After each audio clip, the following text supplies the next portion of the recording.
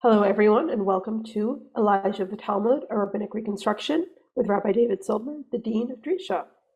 Today's class is the last one in this four-part series, and we will be starting today in Bava Metzia 144, Amud Aleph. 114. I know that, Rabbi Silber. Okay, thank you. All right, so we're going to begin with a Gemara story, actually, about Eliyahu Hanavi in the 9th chapter of Bava Metzia, page 114a. Just to refresh our memories where we stand, one of the main points I was emphasizing is that Eliyahu of the Talmud is essentially a teacher of Torah. He interacts with many people, amongst them scholars, and especially poor scholars. But the Torah that he espouses, the Torah that he teaches, this was one of the main points, is a Torah we call the Torah of Hasidim, which is different than the standard Torah that's being taught through, let's say, the Mishnah, which is the main rabbinic text. The Mishnah followed by the Talmud, that's one approach, and Eliyahu has a different approach, and it's an approach which is, from one standpoint, very radical, and he has particular things that he's very concerned about, which may deviate from the Mishnah. For example, one of the points is that in the story that we saw last week, the Mishnah talks about somebody who is informing on Jews and causing their person or property to be handed over to the government. They could be killed. And the Mishnah says it depends. If they're chasing after somebody and they single that person out, then it's permitted, and they're threatening a whole town, then it's permitted to hand that person over. So Gemara has the story of Rabbi Yeshua ben Levi, who's probably in the Talmud the main Amora who connects to Eliyahu, that there was such an incident. Someone came to Yeshua ben Levi. The government threatened the town, and Yeshua ben Levi, following the dictates of the Mishnah, handed him over to the authorities. And Eliyahu had been studying with Yeshua ben Levi, teaching him or studying with him, and he stopped coming for a while. So Yeshua ben Levi prays and he fasts. Eliyahu returns and he says, "You think I want to study with somebody who hands over Jews?" He says, "But I followed the Mishnah." He says, "Is that a Mishnah of Hasidim? Is that a Mishnah of the Hasidim?" So I took that to mean, this is maybe the central point, that the Hasidim for the Talmud has a very particular meaning. There's a group of these people they call Hasidim. The most famous is probably Hanina ben Dosa, but there are many others. And they have a different approach to the world. They are, one might say, rather otherworldly. They tend to have a very strong ascetic element. Material goods are irrelevant to them. They couldn't care less about that. Their behavior is often misunderstood or is very enigmatic. So Eliyahu Hanavi, actually, I would describe as the head of the Hasidim. And that's his approach. And there's certain things that he's very strict about. We saw last week, for example, a different text where he talks of he's standing in the marketplace, and another Amora says to him, "Is there anybody in this marketplace who you think has a share in the world to come?" He looks around, no, not in particular, until he meets two different people. First, he meets one fellow who's a jailer, and he's a jailer. Doesn't even look Jewish. Doesn't dress like a Jew. That's one person, and so this Amor is very interested in finding out what's so special about this guy. He dresses like a non-Jew. He's not wearing his coat, which has the fringes. So this is the guy who has a share in the world to come. And yes, I'm a jailer. He essentially protects the women in jail. And he separates the men from the women, and he makes sure the men don't try to molest the women. Now, the women we're talking about, by the way, I presume, since he's a jailer, are not virtuous saints over here. But he protects them. And this idea of, I would say, separation of men and women, a kind of chastity, that's something that Eliyahu was very concerned about. And not only in that story, in other stories as well, they have a particular thing that actually interests them. So there too, one might make the argument that once again, and one of the main arguments was that in the biblical text, it's clear that Eliyahu is modeled to some extent upon Moshe. And that Moshe himself is a kind of otherworldly figure in the sense he doesn't speak the people's language. According to the Talmudic understanding of Moshe, he separates from his wife. He separates from his wife because God said to him, you stay here with me. And that makes it impossible to live a normal life, husband-wife. So he separates from his wife. So these are essentially these elements of Moshe. The Gemara sees Eliyahu in that light, although he's also quite different from Moshe. But there are all kinds of other parallels between Moshe and Eliyahu. So that was the point. Eliyahu is a teacher of Torah, but the Torah that he's teaching, I claim, according to the Bavli, is not precisely Moshe's Torah. It's a different Torah called the Mishnah Chasidim. It is possible, by the way, that the Kabbalists saw Eliyahu as a very central figure. Perhaps you're familiar with Daniel Matt, who worked for years on the Zohar, 20 years or something like that. He's also done some teaching at Risha, and he also gave a little course on Eliyahu. And he's an expert on the Kabbalah. And within the world of Kabbalah, there's something called Gilui Eliyahu. Eliyahu reveals himself to certain people. And that's a very important principle within some of the Kabbalistic systems. I think it's pretty pervasive, actually. And I was thinking that the idea of Gilui Eliyahu, that there are truths that are revealed today through Eliyahu Hanavi, is very interesting because Moshe's Torah is given at one point in time, and after that, the Gemara says we don't learn anything new. We can learn, we can interpret, but there's no more revelation of Torah. Lo b'shamayim, we say it's not in heaven. Moshe's Torah concludes with the 5 books of Moses, and after that, the Talmud claims in several places, there's no more revelation. It's all up to interpretation. But this idea of Gilui Eliyahu, depending how one understands it, but if Gilui Eliyahu is taken at face value, that Eliyahu continues to teach, to Gilui, to reveal truths, then what we have over here is very interesting. It's that maybe Moshe's Torah has stopped being revealed, and it's up to human interpretation.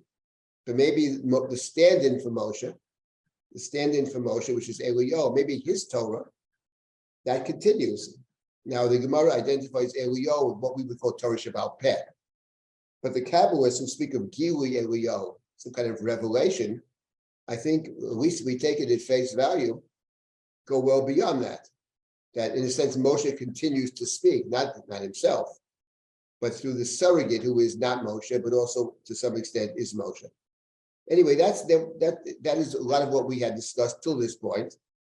And now I didn't want to, in the last of these sessions, just to continue along to try to understand. We're not going to cover all the Eliyahu elements because there's so many in the Talmud. But I did want to look in particular at two Talmudic texts this afternoon. And before I get there, let's just start the text. Let's start in Bava Metzia, Daf Kuf Yudalad Amud Aleph, 114a. We'll start it. It's a whole long sugya, and we'll start in this text. It's 5 lines from the bottom. Ashkeche Rabba Bar Avua Leliyahu T'kai B'veit HaKvarot. So that's right there. So it says that I'll read the English. Rabba Bar Avua found Eliyahu standing in a graveyard. Beit HaKvarot. It's a Shel Ovdei Kochavim, a graveyard of non-Jews. And so he asked him a question. You see it? You're a Rabba Bar Avua. You're a big, very important scholar. And there's Eliyahu Hanavi. What else would you do but ask him a kind of halakhic question? So he had a question for Eliyahu Hanavi. But before he asked the question, it's sort of he said to Eliyahu Hanavi, Mao sheyisadru b'Baal Chov. Now, what does that mean? Mao sheyisadru b'Baal Chov. So he goes, Sader b'Baal Chov is this. There's a long sugya and a very complicated sugya in this chapter. We actually learned in the Drisha in one of our kollels. It's a very interesting chapter. When let's say I owe money, and they come to collect me, and my time is up, 30 days are up, and I owe a lot of money. So now I don't have that much cash. So now the question is, Maushi Yasadru. Do they say to me, listen, you owe the guy $10,000, and you only have $1,000 in cash, but you have all kinds of other stuff in your house. You have all kinds of stuff in the house. So, and you owe the fellow money. It's clear. There's no disagreement about that. So we're simply going to take your property. That's and we're going to take all your property until you pay the $10,000. That's if ein misadrin. If misadrin, it means that we have a seder. It means that you can't take everything. There's certain things you can't take. The different sources list the things. You can't take the guy's bed. You can't take the guy's last remnant of food. You can't take his coat. So that's if misadrin. So the question is, but the other guy says, listen, he owes me the money. I'm not responsible, but it's his problem, So that's the question. Misadrin, so he was curious about this. So long sugya. So we asked Eliyahu Hanavi, misadrin or a misadrin? So Amalei, Eliyahu said, Gamar micha meyarachim. Gabi arachim kativ v'yimachu be'erkecha. Gabi balchov kativ v'chiyamucha chicha. What's his answer? So the answer is interesting. He says, he doesn't tell him straight up whether we are misadrin or not, but he says we derive it from a pasuk. Now there's a long sugi here, and here's the point. I can't get into the details of the sugya, but there's a halach in the Torah called arachim. Towards the very end of the book of Vayikra, arachim means that someone says, I want to donate money to the temple. I want to donate my own worth to the temple. So if somebody says that, then the Torah says how much worth we assign to each person, depending on age and depending on gender. Generally speaking, the men have a higher value than the women. I'm not going to get into that question, but that happens to be the case in the Torah. Maybe it's based on utility of some sort as defined, whatever. One could argue maybe the women have more value than the men, so they produce the children, but in any event, so that's called arachim. So when it comes to arachim, the Gemara has a drasha that when it comes to arachim, if the fellow has down to a bed and a coat and this and certain things, there we say misadrin. There, the hegdish will not collect the basic needs of the person. So Eliyahu Hanavi said we have a gzeira shava. The same way we hold that when it comes to someone who took a vow to give his or her worth, that we are misadeh, we don't take everything. So the same thing is true when it comes to a poor person who borrowed money, we don't take everything. In short, Eliyahu seems to be saying that the halacha is that we protect this poor person. Yes, he owes the money, but he's impoverished. We're not going to take away his last morsel of bread. We're not going to take away his bed or his coat. That's what Eliyahu seems to say. There is a huge dispute, by the way, between the Rishonim about what the halacha is. Most of the Rishonim assume that we are masader for a Baal Chov, for a debtor. The one Rishon who says no, and he rereads the whole sugya, is very interesting, is actually Rabbi Tam. But leave that out. Rabbi Tam said, Eliyahu Hanavi said that we are masader. He says we learn from arachim. You don't take everything away. Says Rabbeinu Tam, Eliyahu didn't actually say that. He rereads the Gemara. His question, he reads it as, what is the source of those people who think that misadrin? So he gives the source, but he's not actually dictating what the rule is. So that's the question. But what's interesting is Eliyahu simply, the language of Eliyahu is language you will find in the entire Shas. He doesn't say God told me X or Y. He says there's a drasha. That's the first question. You see Eliyahu Hanavi, so fine. Ask him a question. He engages with it. He's a learner. He engages. That was question number one. Then you get to the second Amid Bet, turn the page or whatever, proverbial page, virtual page, 114b, and then he asked him another question. Minayin lo'arum shelo yitrom. How do we know that a person who is unclothed should not take truma? So Eliyahu said to him, he answered, Tichtiv lo yera'eh b'cha ervat davar. It says that God should not see in you something, literally a bad thing, but he's translating as a naked thing. So the point is, you can't take truma, Rashi explains, when you're not dressed, because when you take truma, you make a bracha. And you can't make a bracha if you're not clothed. Why specifically truma? It's true of every bracha. That's true, says Rashi.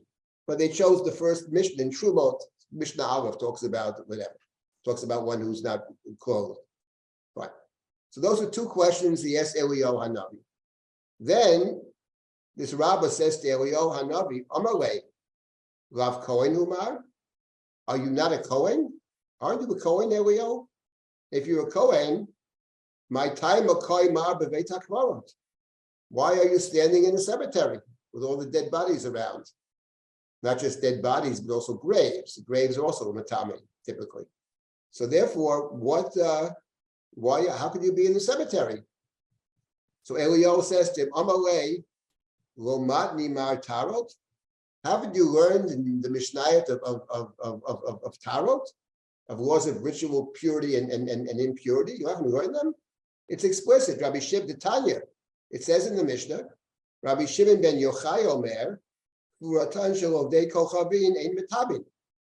that the graves of non-Jews is not metame. Shenemar, v'atein so need so mariti adam atem kruyim adam. It's an interesting drasha. I'm not going to get into the details of the drasha, but Eliyahu says to him, you haven't learned Tarot? It's explicit. Rabbi Shimon ben Yochai said, there's a verse in Yecheskel, you are called Adam, but not the heathens.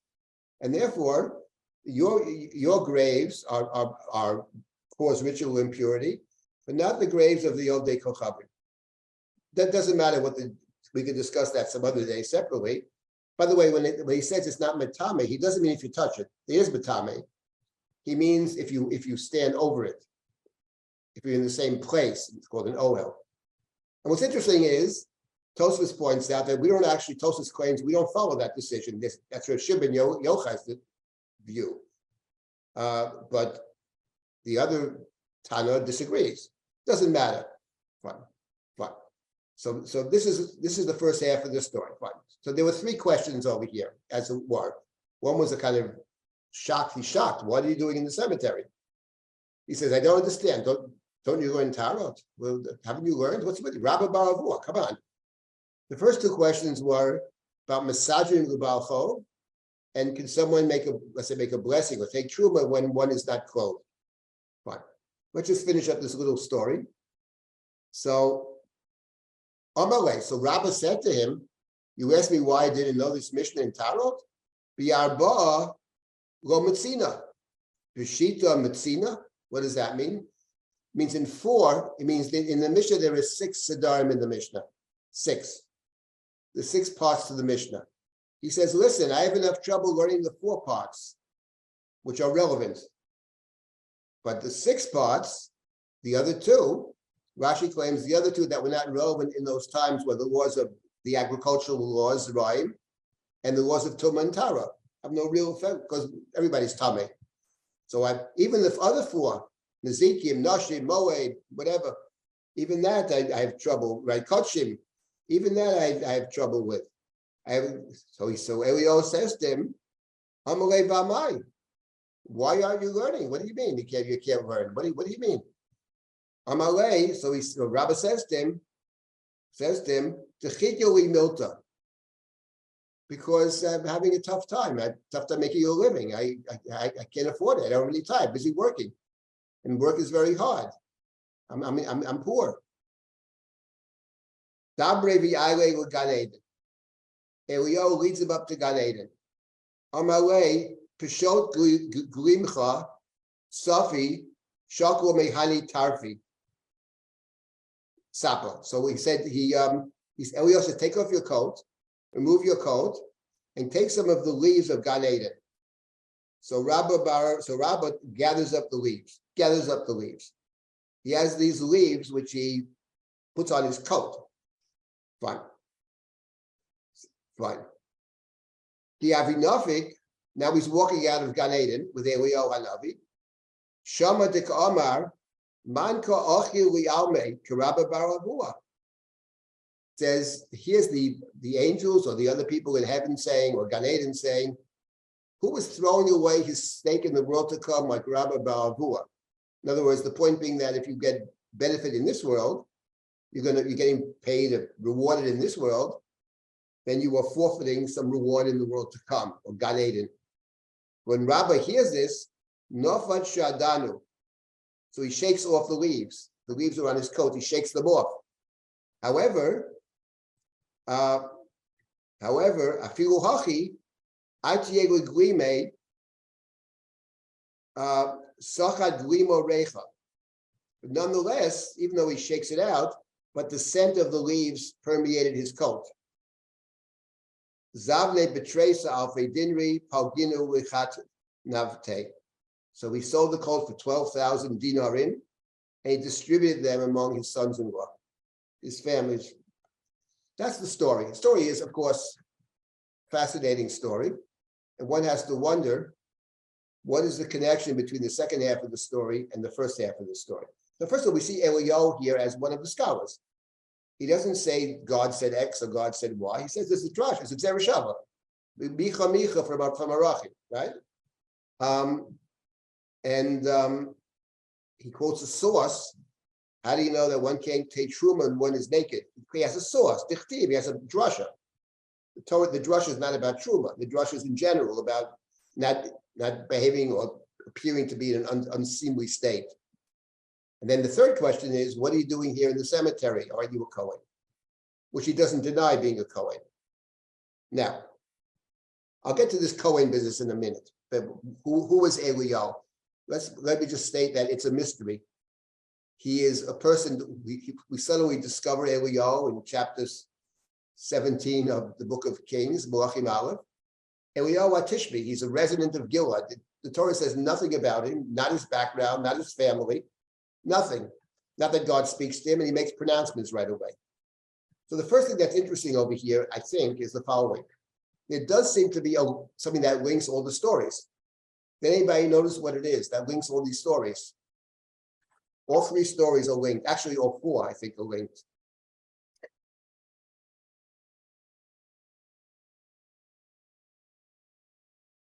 Well, certainly three of them are linked, that's for sure. I'm not sure about the fourth one. I'm sure it's linked, but I don't know what it is. I'll tell you what it is, okay, since we have. They're all about clothing. The first one, Misadrin Lubal Chov, can you take away the guy's stuff, including his coat? By the way, when you go to a traditional wedding and they read the ketuvah out loud, right? So it says what the chatan obligates himself to the kala. He says he's obligating himself to pay the basic ketuvah, then he obligates to give some additional stuff, which can be collected, he says, when I'm alive after my death, minai v'afilu miglima da'al katpai, even the coat off my back, right? Remember that? Even the coat off my back. So that sounds like in Misadrin, right? Take his coat off his back. So the Rishonim discuss this actually. And what they say is, that's no proof. Because maybe the guy's wearing, some kind of very fancy coat. So we'll take that coat away and we'll give him a different coat. He's wearing a $2,000 coat, Armani coat or something, I don't know. We'll take the coat away, we'll give him a $100 coat. But he has to have a coat. But anyway, that's the first case, Misadrin. The second case, can you take truma when you're wearing nothing? You're not clothed at all, right? And in the story that's told, those are the two cases Eliyahu says. And in the story, because those are the two halachas he asked him. Then when he takes him up to Gan Eden, he takes off his coat, does Rabbi Baravua, and he is gathering these leaves of Gan Eden. And then when he hears the angels or whoever says, wise guy throwing away his share in the world to come, he shakes off the leaves, but the scent remains and the coat is worth 12,000 dinar. I was thinking, I mean, the first step is to see the interconnections. It's very interesting. The Agadot, there's always something there. But I was thinking that maybe there's a connection to Eliyahu Hanavi, because what marks Eliyahu Hanavi in the biblical text is in fact Eliyahu's coat, which is called an Aderet Eliyahu. And remember that when Eliyahu Hanavi stands at Har Sinai, God tells him to stand on top of, it's first in the cave, then he goes to the mountain, he goes to Har Sinai. And there's a great wind, which passes by, but God is not in the wind. And there's a great earthquake, a great noise, God is not in the earthquake, right? And a fire, God is not in the fire. And then there's the small, still silence, called the Mama Daka. And when Eliyahu hears the silence, what does he do? He covers himself with his coat. He covers his face with his coat. So this is the coat of Eliyahu. And then when Eliyahu ascends to heaven with his pupil, with his disciple Elisha, the chariot goes up to heaven, but the coat falls down. And Elisha picks up his coat and he splits the Jordan, travels back and he splits the Jordan. So this is actually one of the marks of Eliyahu is his coat. The coat is sort of magical powers. The coat, as it were, is the way he receives God's word, or hears God's word. But the coat is also that which is he leaves behind when he goes up to heaven. Sounds like the coat is the piece of Eliyahu which is remaining in this world. I mean, Eliyahu is bridging these two worlds, the other world and this world, right? As he goes back and forth all the time, as he does in the story. So I'm just wondering if what it's about is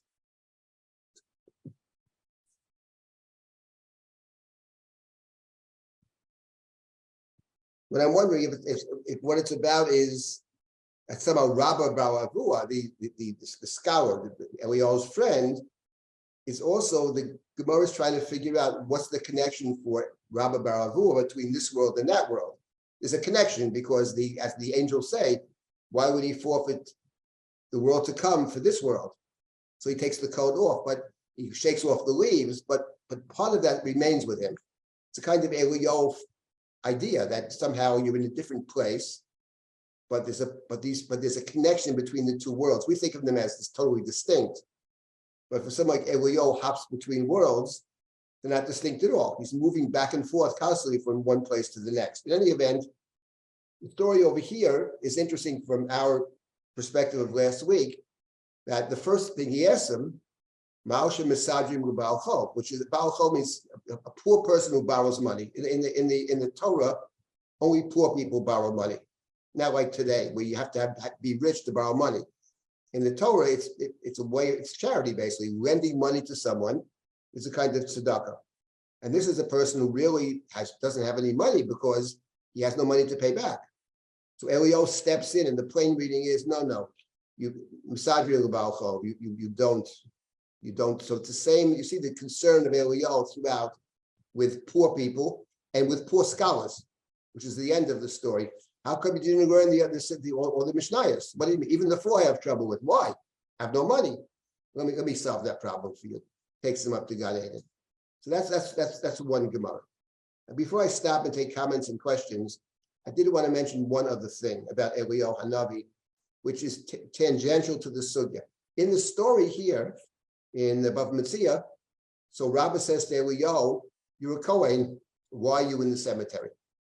So Eliyahu gives him a teretz, because don't you know that it's a non-Jewish cemetery, it's not Matame, fine. That is actually problematic from several perspectives, because there seem to be other sources that say differently. What's interesting is that in this context, Tosfot and others cite other sources within the Rabbinic corpus, which suggests that Eliyahu is not a Kohen. And in fact, there are two other traditions about Eliyahu. The only thing we know about Eliyahu is Mitoshavei Gilad, from the other side of the Jordan, Ivra Hayarden. So according to one tradition, Eliyahu is from the tribe of Gad. That's one tradition. He descends from Leah's side of the family, and that is Leah's side of the family. God is the son of Leah's Shifcha, Zilpah, And then there's another tradition that Eliyahu Hanavi is from Bnei Rachel. He says there's a story that Tosfos quotes this, that he said to them, aren't you a Kohen? And Eliyahu responds in this other tradition, no, I'm not a Kohen. I come from Rachel. So there are three traditions about Eliyahu. So I just wanted to say something about each tradition, what I think they're picking up on. The most obvious one is he's a Kohen, because this appears in many places, that Pinchas is Eliyahu. Whether Chazal meant it literally is Eliyahu or figuratively, because they live hundreds of years apart, who knows? But the idea of Pinchas being Eliyahu is because Eliyahu says about himself when he runs away, what are you doing here, Eliyahu? And Eliyahu says, Kano kineti, I am zealous for God. Israel has abandoned you. They worship idols. They worship Avodah Zarah. So, and Pinchas, right? The Kanoat Kinati. Pinchas is the great Kanoi, the great zealot. So this tradition connects Eliyahu to Pinchas, his forebear, and Pinchas, of course, is Aaron's grandson. He's a Kohen. It's a high priest, in fact. So we understand why in Chazal we often come across the idea that Pinchas is Eliyahu. So that's clear. But there are two other traditions about Eliyahu. One is strikingly, I am from Rachel, he says. I descend from Rachel. And one tradition, that's what he says. No, I'm Mibnei Banav Shel Rachel. So I was thinking, actually, what is that about? Because we always want to try to figure out, when you have these midrashic statements, where are they coming from? How are they reading the text or reinterpreting or purposely misinterpreting? It doesn't matter, but there's something in the text that they're seeing, and they want us to understand this. So I had a thought about Rachel, why he says he's from Rachel. And that is that one of the things that marks Eliyahu in the biblical text and in the Talmud Bavli is that Eliyahu Hanavi is somebody who always is he shows up in all kinds of places. He's completely unpredictable. You never know when Eliyahu is going to come. He suddenly appears. Usually it's a surprise. And I'm reminded of actually the story in the book of Malachim, that way back when we looked at Eliyahu in the Bible. The story is, if you recall, that King Achav, Eliyahu has declared that there's going to be no rain. So by doing so, he has made himself an enemy of the king. And then God says to Eliyahu, there's going to be rain. Go tell Achav there's going to be rain. Meanwhile, they're searching for Eliyahu. Actually, they're searching for water. I take that back. Achav is searching, and his servant is searching. The servant's name is Ovadia. Ovadia is searching for water. There's no water. And Achav is searching for water. And suddenly Eliyahu and Ovadia meet. And Ovadia, we are told, was a person who works for Achav. But so Eliyahu says to him, I'm Eliyahu. I said, are you Eliyahu? Yes. Go and tell your master Eliyahu wants to talk to him. So Ovadia says to Eliyahu, listen, do you want to get me killed? Because I know you.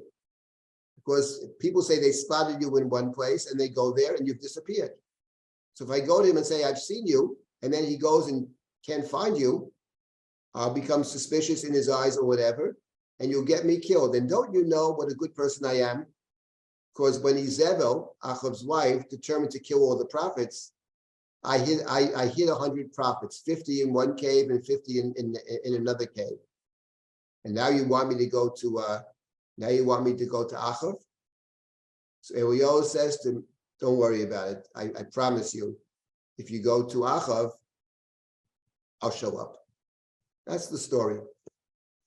And that's the great story of Eliyahu at Har HaKarmel. Achav goes to Har HaKarmel, etc. That's where Eliyahu has the great test. So what's interesting is that, first of all, what we talked about way back when was that Eliyahu has little use for Ovadia, even though the text tells us Ovadia was a very good person. Oh, Yorei et Hashem Ma'od, he was a God-fearing person. But for Eliyahu, that's irrelevant because he works for Rachel. Eliyahu doesn't believe in working for the government, for the wicked government. You can do a lot of good. He's able to save 100 prophets. That's not Eliyahu's path. That's not his way. He's a complete outsider. He's a loner. He doesn't believe in that. But in the story, you see something about Eliyahu, which is he's constantly appearing and then he's disappearing. So I was thinking that actually the idea of when he says, no, I'm from Rachel.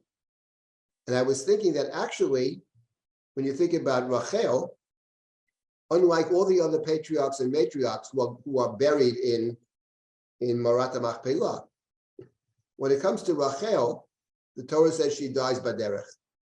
And not only does she die baderech, but in 3 different places in the Bible, it describes different places to Rachel's death. It says one thing in the Torah, it says something else in the book of Shmuel, it says something else in the book of Yirmiyahu. So where is she? Is she in Ramah? Is she in forget the name of the place with a shin in Shmuel? Is she in Ephrat or Derech Beit Lechem? It's unclear where she is. It's not someone who has a particular place. That's why it's Rachel who cries for her children who are missing. Because she herself knows what it means not to have a place. So what this tradition is picking up on is the man who has no place. He's nowhere. Is he in heaven? No, not in heaven. Is he on earth? He's not on earth. Is he in any particular place on earth? No, he constantly appears and reappears and disappears. In the Talmud, it's the same thing. Even in the stories, he learns with X and he checks out. Why'd you leave? Then you have to pray till he comes back. So the Eliyahu is the person who has no place. That's what they're picking up, I think, in assigning him to Rachel. So the first one is the zealot. Then the second is the one who has no place. What about the third one, though? What about he's from Shevet Gad? What is that about? He's from Shevet Gad of all tribes. Very strange. I had a thought about that. I don't know if it's right or not. You never know for sure, but I want to mention it anyway. I like it. And that is, at the end of the Torah, we know very little about God. We know one thing about God. Only one story in the Bible about God, which is that God, together with Reuven, are the 2 tribes that don't cross the Jordan. Right? They're on the other side. That's where Eliyahu comes from, Toshevei Gilad, the other side of the Jordan. Moshe, when he blesses the tribes, Reuven and Gad are on the other side, but he gives them 2 different blessings. With Reuven, Moshe says, Yichi Reuven v'yal yamot. Reuven should live and not die. They should be well. It's not much of a blessing. What about Reuven? They should live and be well. But when it comes to God, Moshe has a very nice blessing for God. Baruch marchiv God. So blessed is God who enlarges God, who gives God more space. Why is God so worthy? Vayar reshit lo. They saw the first part of the land could be taken. Kisham chelkat micholkek safun. For a very difficult phrase. Kisham, zot bracha. Kisham chelkat micholkek safun. For there, the portion of the mecholkek was hidden. What in the world does that mean? So I personally, many times, have made the following suggestion, which I think is the pshat, actually, that the mecholkek is actually the king or the leader. And God took the possession on the other side of the Jordan because God realized that the power of the king may be limited to this side of the Jordan. When it comes to the other side of the Jordan, the king has less power. It's far away. You have to cross a river to get there. But God decided, in order to defend Israel, to set up his outpost on the very edges, on the far edges of the land of Israel.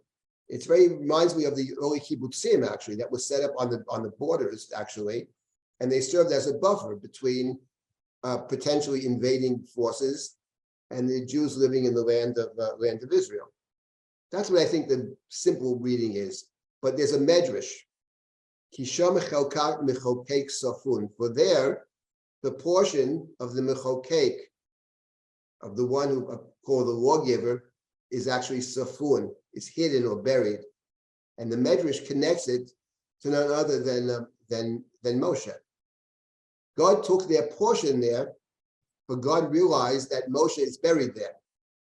And this, the idea of Eliyahu being from Shevet God, speaks precisely to what we have spoken about, namely that Eliyahu is represented, at least in the Talmud, as a he's represented in the book of Malachim also as a Moshe type figure.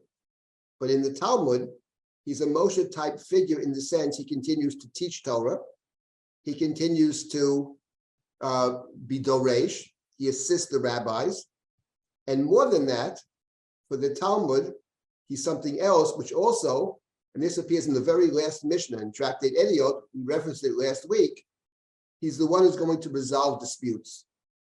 He resolves questions that are unclear.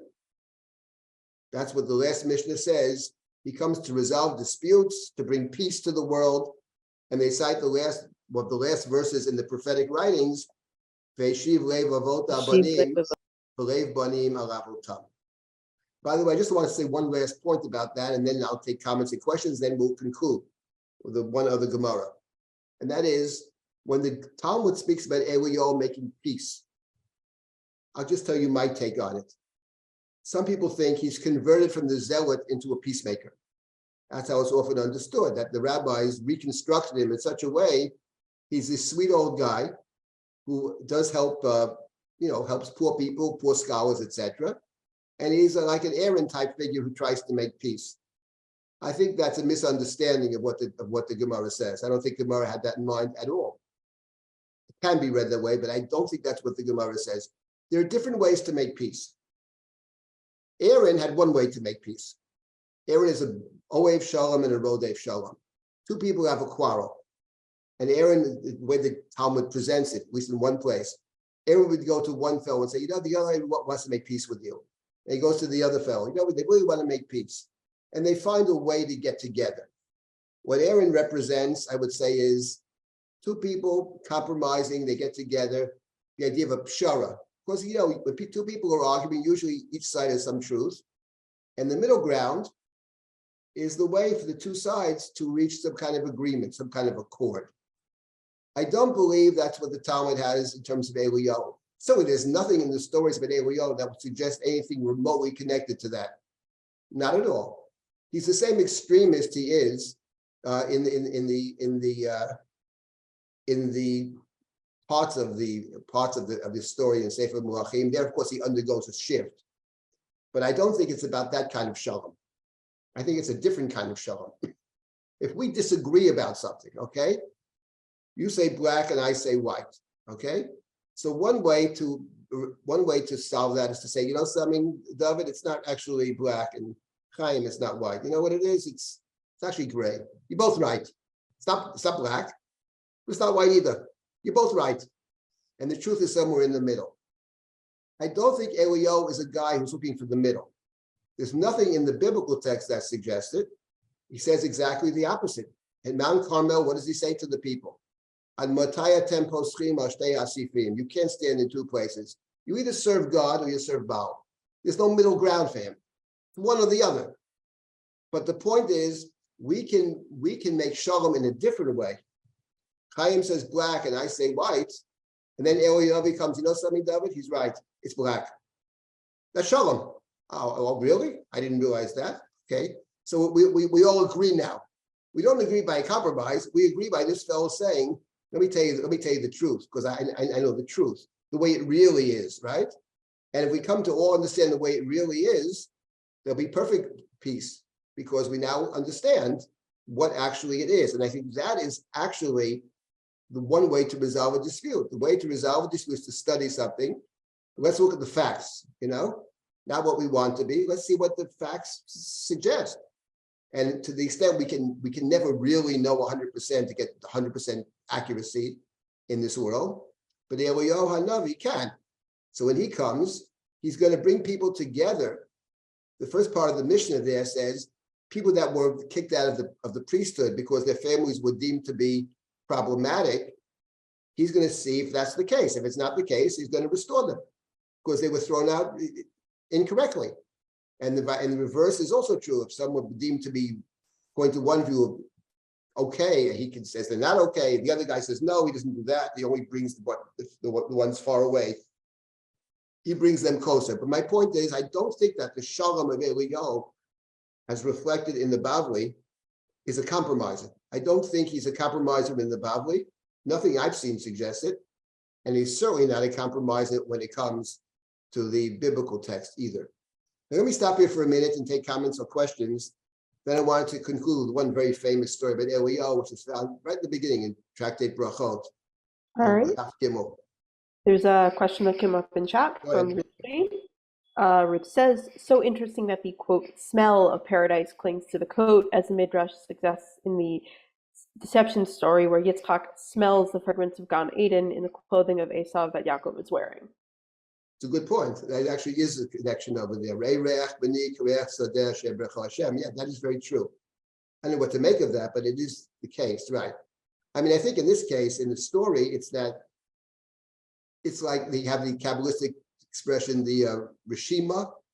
Rishima means the scent. There's a bit of it here. There's a sign of it here. There's a piece of it here.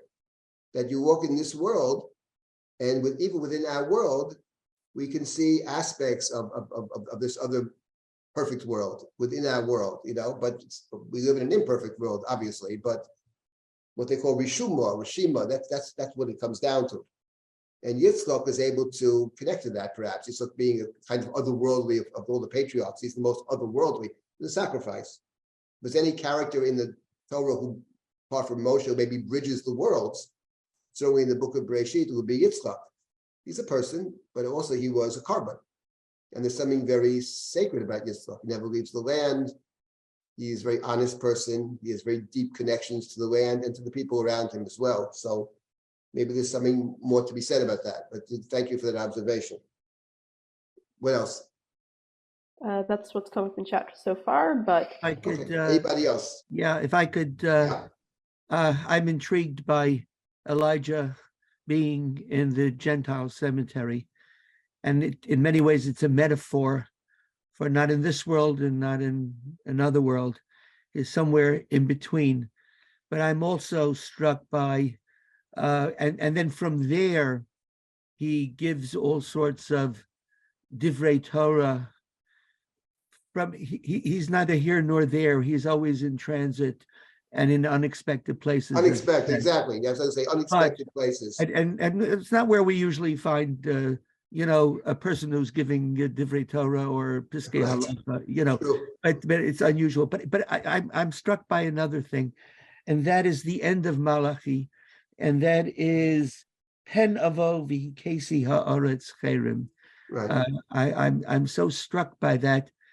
He's trying on some level to bring us back from a sense of destruction, and to find some way of reconciling a deeper truth.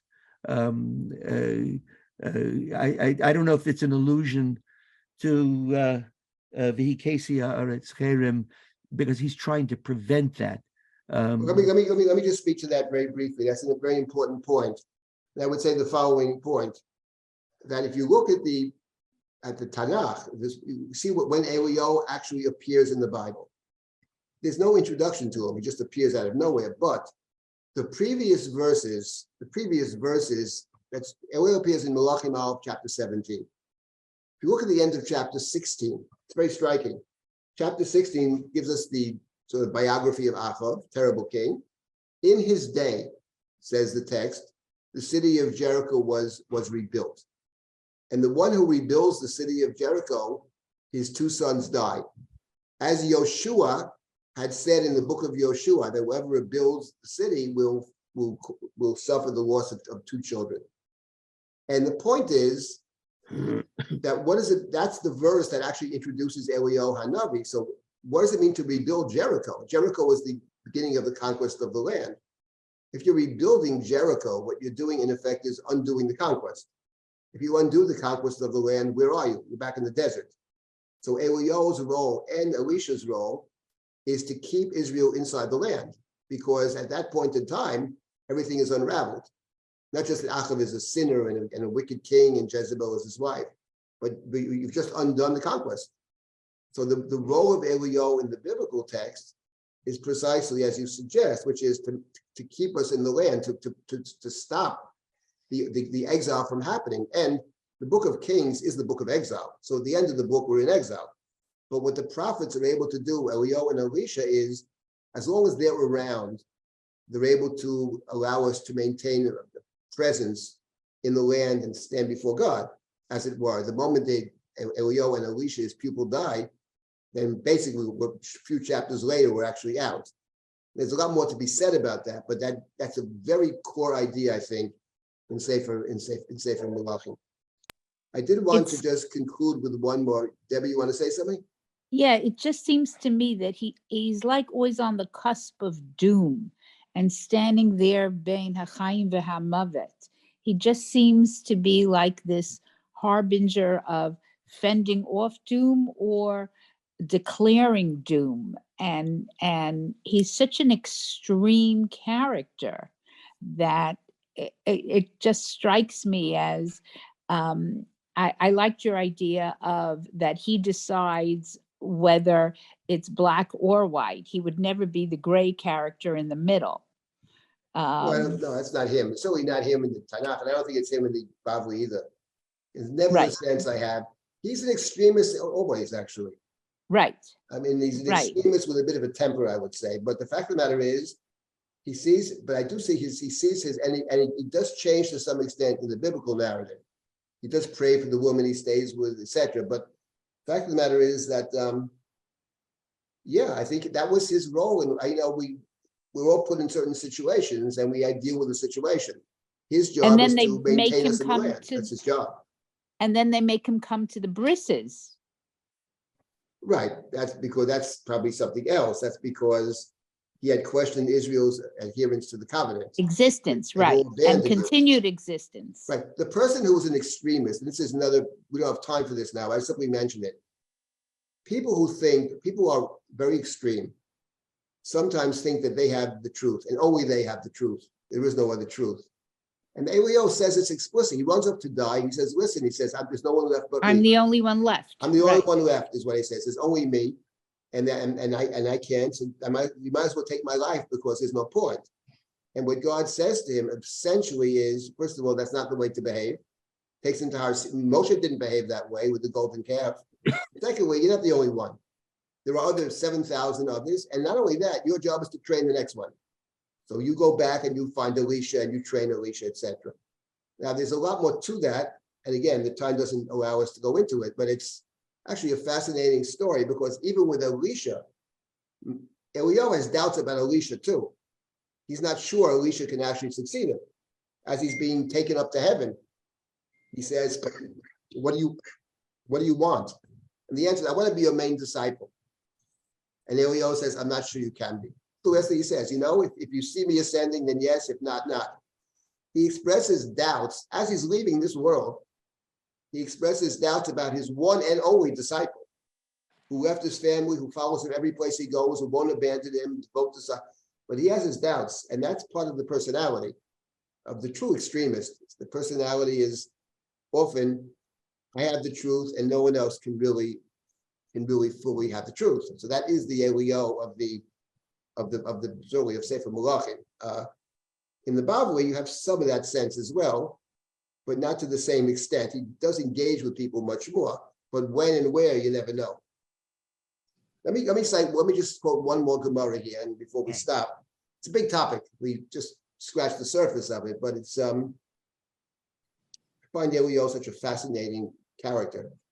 I'll just mention the one Gemara. There's a Gemara in Brachot. So we have 5 minutes, so I'll just tell you the Gemara. You see the stuff, Gimel Amid Al. It's a very famous Gemara. And it's a story like this.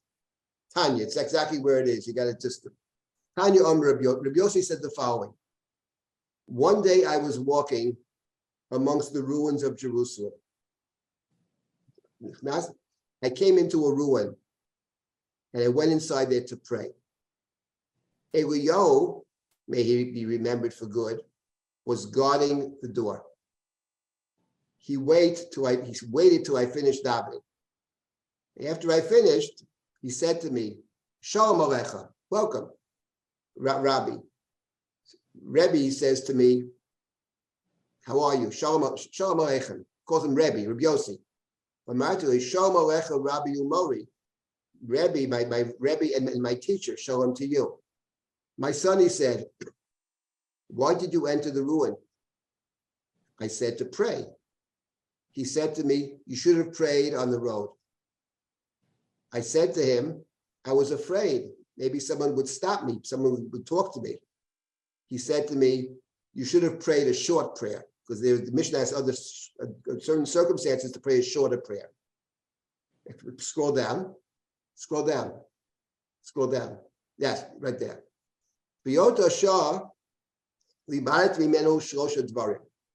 taught me three things, says Rabbi Yossi. He